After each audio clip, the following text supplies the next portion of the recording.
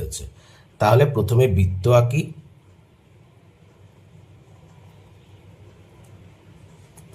বৃত্ত, তাহলে এক জোড়া স্পর্শক মানে দুটো স্পর্শক, এটা একটা স্পর্শক, এটা একটা স্পর্শক। কি বলেছে? যা 75 ডিগ্রি কোণে একে অপরের দিকে নত হয়ে রয়েছে। তাহলে এটা 75 ডিগ্রি। তাহলে কি বলেছে? এটি আবশ্যক যে বৃত্তের সেই দুটি ব্যাসার্ধের শেষ বিন্দুতে স্পর্শকটিকে অঙ্কন করতে হবে।